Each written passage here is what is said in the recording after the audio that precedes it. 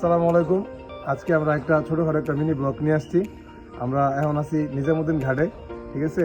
মামার তরফ থেকে আজকে এই পিকনিকটা হইতেছে, আরিফ মামার তরফ থেকে। তো আপনারা সবাই আমার সাথেই থাকুন। হ্যাঁ, রান্না বান্না সমস্ত কিছু রেডি হয়ে গেছে। এই আমার একটা মামা,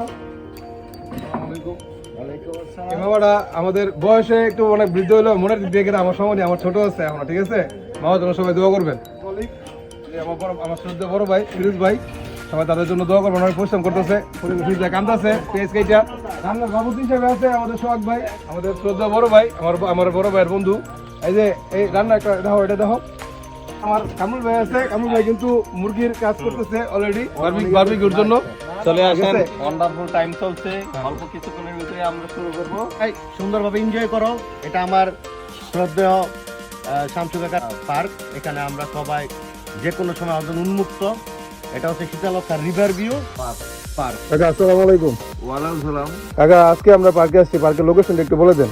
পার্কটা হলো আপনাদের শীতলক্ষা রিভার পার্ক, কাঁঠালিয়াপাড়া, নিজামুদ্দিন ঘাট, পলাশ, নরসিংদী।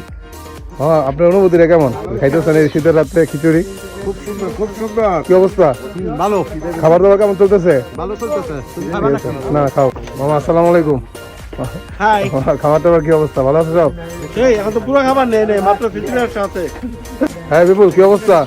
আলহামদুলিল্লাহ। শীতের দিনে এই আয়োজন কেমন লাগতেছে? অসাধারণ লাগতেছে।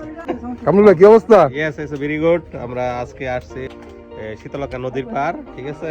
ভাই জুজুলি চল। না না রাখেন আমার লেগে। হ্যাঁ, এখানে শাহিদের আছে আমাদের বড় মামা আরিফ ভাই। হ্যাঁ জোবাইর ভাই, আপনার কেমন লাগতেছে আজকে আয়োজনটা? স্টাফ যখন একত্রিত হয়, মালিক স্টাফ যখন একত্রিত হয়, তখন যখন একটা পিকনিক আয়োজন করা হয়, এটা অসাধারণ একটা ফিলিংস থাকে। ওমাইক ভাই, থ্যাংক ইউ। তোমার কেমন লাগতেছে? বিপুল